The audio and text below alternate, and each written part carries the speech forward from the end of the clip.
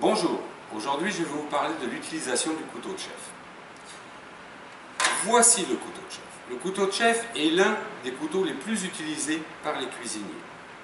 Mais avant de vous en montrer de vous faire la démonstration de l'utilisation, je vais vous parler de la chose la plus importante aussi, c'est la posture.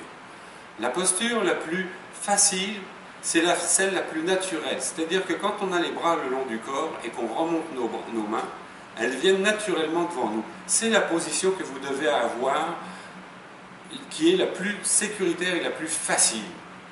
Maintenant, pour ce qui est de comment doit-on tenir notre couteau de chef. Le couteau de chef doit se tenir, entre autres, par le manche. Mais le manche là, va nous servir à le tenir avec juste 3 doigts seulement. Le pouce et l'index vont tenir la lame.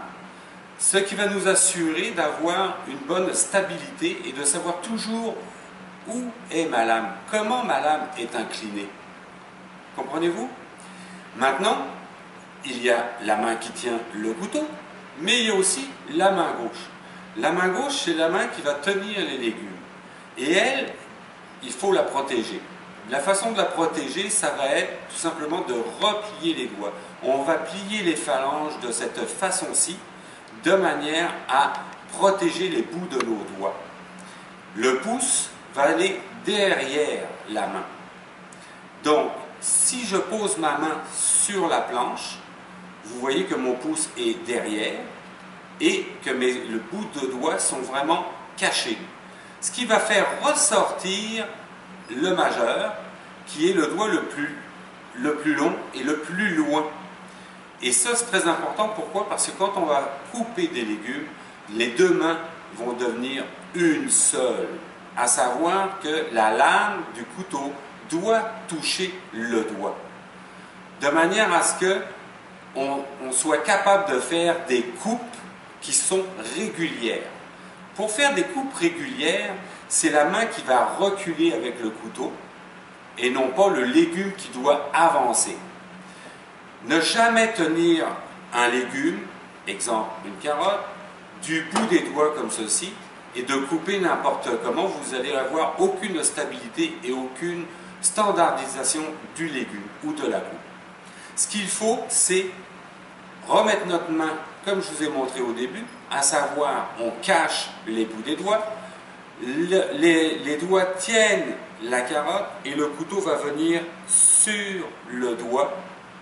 Et à ce moment-là, on va être capable de faire des coupes régulières, fines. Pour qu'elles soient fines, ça veut dire que ma main recule tranquillement, à une vitesse régulière. Si je veux élargir ma coupe, je vais reculer mes doigts plus vite, encore plus vite, ou carrément grosse coupe. Si vous regardez, on a des coupes régulières de différentes tailles.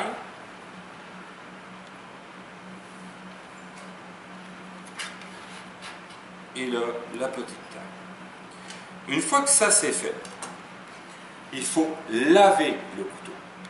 Pour laver le couteau, on va aller se retourner et on va aller dans le bac où j'ai mis de l'eau et du savon. Très important, on ne se déplace jamais avec un couteau en l'air. Il faut toujours avoir le couteau vers le bas. S'assurer qu'il n'y a pas personne derrière pour ne pas le blesser. Prendre la guenille, mettre de l'eau savonneuse et nettoyer son couteau. Très important, avec le talon, la partie qui ne coupe pas, à l'intérieur de la lame, du torchon.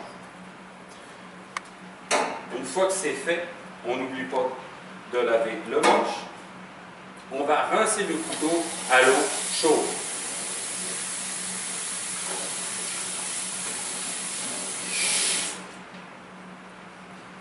Pour essuyer le couteau, on prend un torchon bien propre. On va essuyer le manche et la lame. Encore une fois, le talon du couteau vers l'intérieur de la lame. du torchon. Chose aussi très importante, pensez toujours que les mains et la lame du couteau, ça fait partie des choses qui transmettent les odeurs et les goûts. Donc si vous coupez un oignon avec un couteau et que vous coupez une poire, c'est sûr et certain, votre poire va goûter l'oignon. Merci.